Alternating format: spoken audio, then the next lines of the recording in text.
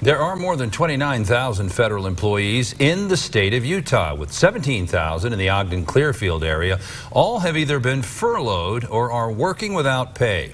ABC4's Brittany Johnson has been looking into the affected departments. She joins us in studio tonight with what she's learned. Brittany. Well, John and Emily, let's sort this all out. Behind me, you see the list of departments working without pay. You have the FBI, the Bureau of Alcohol, Tobacco, Firearms, and Explosives, the Drug Enforcement Administration, Customs and Border Protection, the State Department, Coast Guard, Internal Revenue Service, and the Department of Homeland Security. Now, here's a list of the departments that have been furloughed. You have NASA, some within the State Department, the National Park Service, the Forest Service, the Transportation Department, the Department of Housing and Urban Development, and some within the IRS.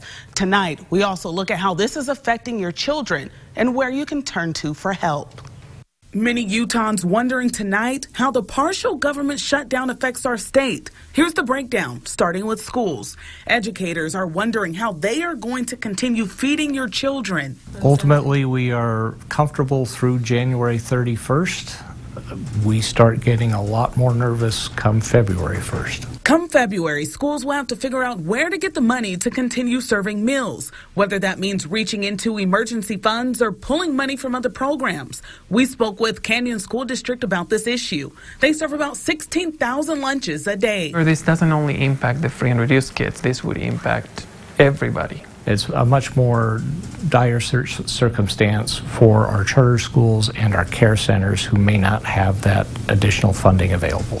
Now to Utah's national parks. They're either completely closed or only allowing limited access. ABC4's meteorologist Alana Brophy is at Canyonlands National Park. Barricades and signs are keeping cars out of several Utah national parks, but tourists are not quite in step with the government shutdown. With no employees to clean up the trash and waste left behind, and no one to clear the snow and ice on the trails, you're left to enjoy the beauty at your own risk.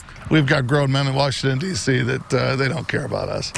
But charitable organizations like Catholic Community Services do care and are stepping in to help. We have a really high concentration of federal workers here in the Ogden area because of IRS and the Forest Service. And a lot of them are just like every other family. They are living paycheck to paycheck.